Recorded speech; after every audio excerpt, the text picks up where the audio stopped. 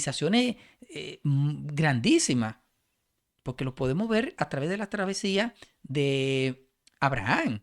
Cuando llegó a Egipto, era un pueblo que ya estaba establecido, con sus normas, con sus principios, con su mitología, con su creencia, con todo. También el, podemos ver que esos reyes que él vienen también entrelazándose con Abraham, también tienen sus normas. Entonces, podemos observar que existe una norma, existen leyes. Ahora, de que a través del pueblo de Israel ya hay una norma universal, porque esto es muy interesante. A través del llamamiento de Abraham, ya entonces existe una norma universal, porque lo dice la Biblia clara. Dice, y por ti todas las naciones serán bendecidas. El que te bendice, lo bendeciré, y el que te maldice. Entonces ya aquí está entrando una norma universal, una ley universal que va a surgir de ese personaje a través de esa, ¿qué? Promesa. Entonces, aquí podemos ir viendo cómo es que ese personaje se va transformando, ese personaje se va ¿qué? Transformando en ese modelo de justificar o de juzgar a todas aquellas otras naciones. Entonces, eh, el punto es, ¿cuándo las leyes fueron creadas?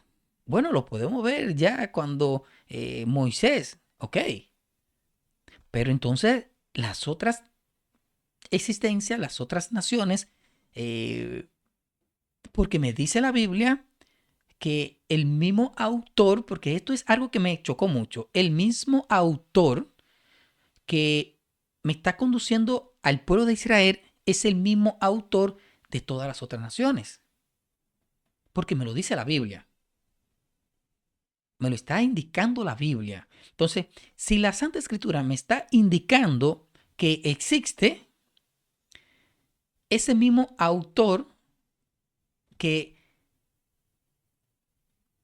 de Israel es el mismo autor de las otras naciones, o el mismo que la dirige, o el mismo que está por encima de todo, entonces significa que, ¿cuál fue el propósito? ¿Cuál fue el propósito? ¿Cuál fue el fin de darte a ti un concepto y luego entonces a través de, vamos a ponerle 2000 y pico de años, vamos a ponerle un aproximado, vamos a poner después de 2000 y pico de años, entonces tú me vas a venir a corregir bajo otras normas y leyes, a mí que tú me diste una diferente. Entonces, aquí hay algo que vamos a, a entrar en este estudio, en este razonamiento. Entonces, muy bien, yo acepto todo. Acepto que el Dios de Israel es es el Dios absoluto, ¿ok? Pero ese mismo Dios de Israel también me dice a mí, en varias citas bíblicas, me dice a mí también que Él,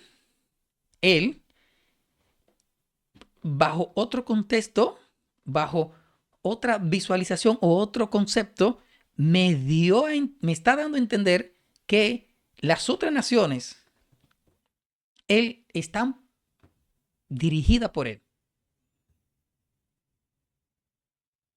Entonces, el motivo, vamos a escudriñar el motivo y la razón, que eso es lo que yo quiero que vayamos entendiendo, el motivo y la razón de las cosas en su momento determinado, en su momento determinado.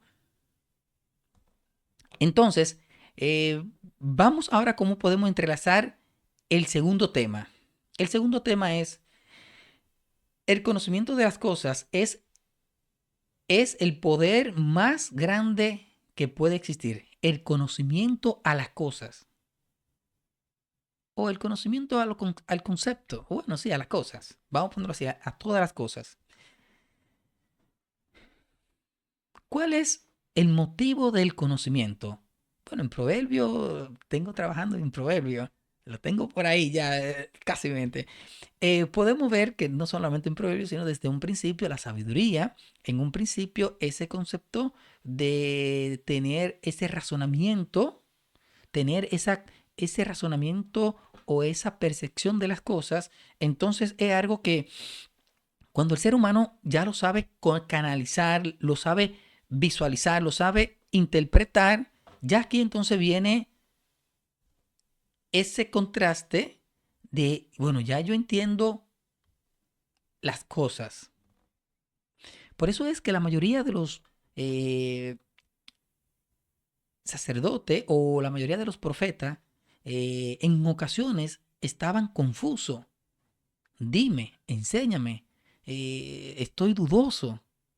Porque hubieron cosas que en su momento determinado ellos entendieron que no era como aceptable o que no encajaba con, con el entorno. Entonces, no, esto es un misterio.